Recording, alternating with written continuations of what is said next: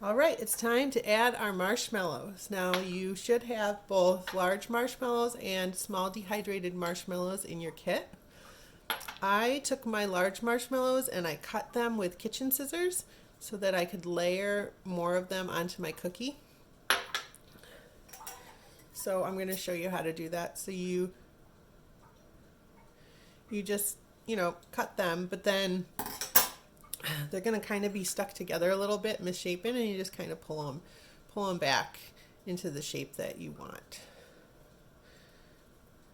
And I think I'm going to cut one of these at an angle so that it can look like it's like coming out of my cup.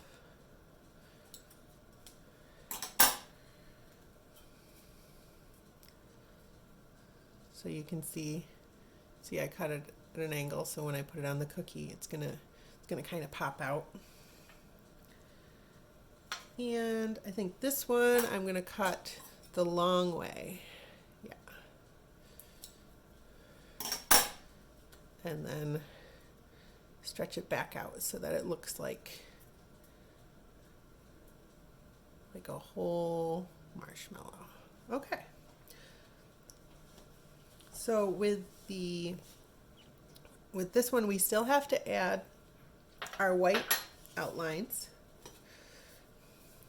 So make sure your white icing is ready and that you have a fine tip on it.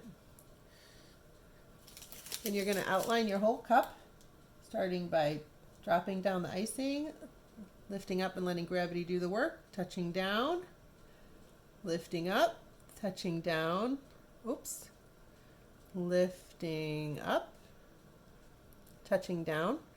You don't have to do the top because we're going to add a whole bunch of white icing up there for the marshmallows to stick to. Put it around here. Oh, you can see I put my finger in it. I told you in the other video that I was worried I would do that, and there we go.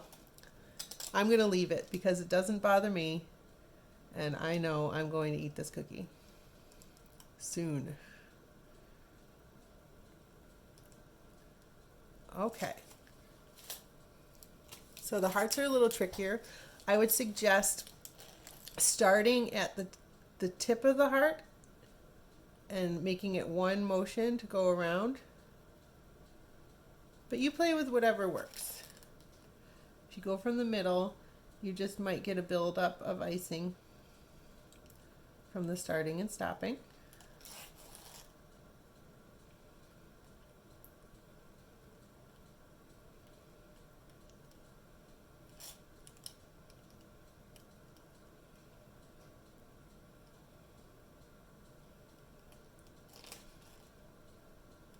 And I hope you can see this. I hope my hand's not too much in the way. Let's see if I can angle it a little bit here. Nope. We'll get a little funky there. So here's a good example of using your tool to adjust things. So we're going to add a little tail to this because I put a little too much icing there. And we're going to encourage that blob of icing in the middle to kind of go over to the sides. This one too. That's quite the blob. Not everything can be fixed, but most things can be fixed.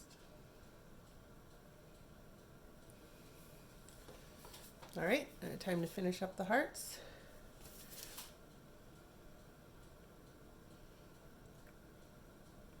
Also, if you have sprinkles, now's the time to add them. Also to your marshmallows, that would be great. Especially if you have a child helping you or doing the kit. My 2-year-old adores sprinkles.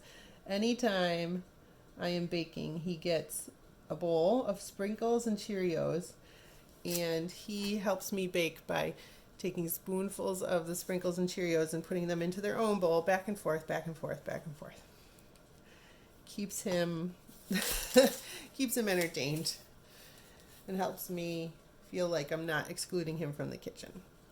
All right, now a little cursive I love you. Super tricky for me, at least. I had to practice a couple times on a plate.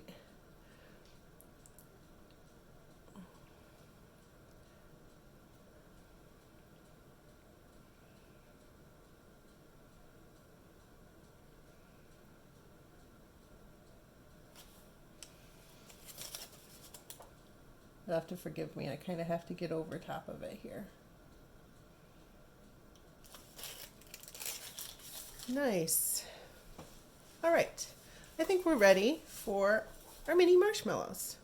So I'm going to turn my cookie around so I'm not working over top of all this fresh icing with the potential to, you know, smash my hand into it or drop some marshmallows on it.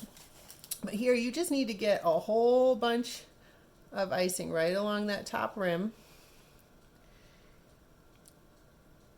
And it's fun to have it overflow a little bit, like the whipped cream's kind of melting over the top. And then place your little marshmallows on. And you can use your tool to adjust them, or, you know, use your fingers. And more is better. Looks just so delicious and decadent the more you get on there. I am going to make sure I save a couple of these to put on my red cup as well, because I like the combination of the big and the little. There, I think that is a lovely amount. And just kind of pat them in a little bit. And then this one's done. We're just going to set it aside to dry.